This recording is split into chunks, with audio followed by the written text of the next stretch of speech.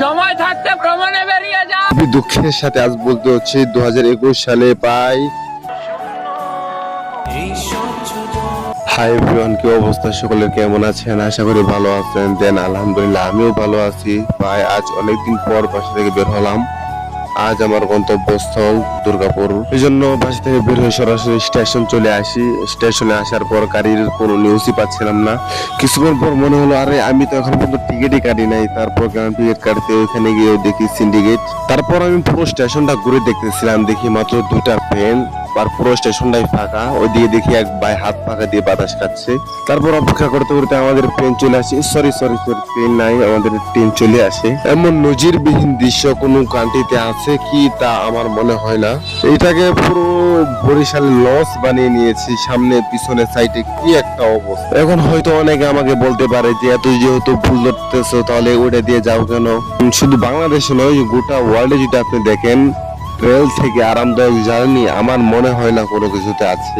তারপরও এখন অনেকে বলতে পারে যে এত যেহেতু সমস্যা তারপরে কেন লোকাল ট্রেন বেছে নিয়েছো।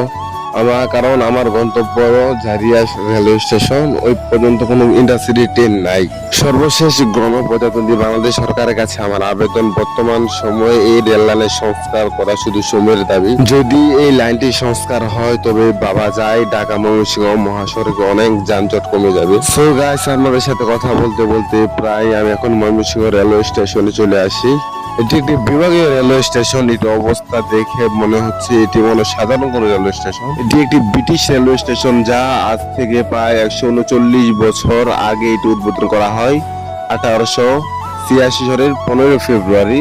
এটি চালু করার মূল উদ্দেশ্য ছিল ঢাকা নারায়ণগঞ্জ হয়ে কলকাতায় পাট পৌঁছানো। এটি তখন ব্যবসা বাণিজ্যের কাজে ব্যবহার করা হতো।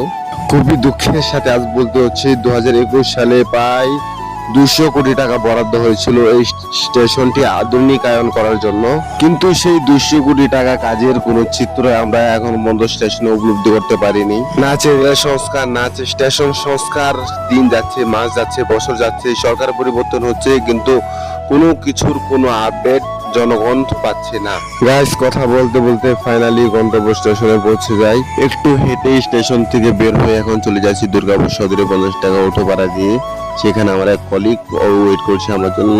যাওয়ার পথে গ্রামীণ কিছু দৃশ্য উপলব্ধি করতে পেলাম।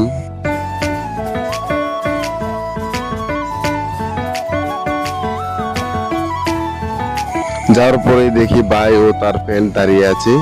তারা দুজন মানুষ অনেক ফ্রেন্ডলি। তারপর বেশি সময় লস না করে খুবই দ্রুত বেরিয়ে পড়ি পারে যাওয়ার জন্য।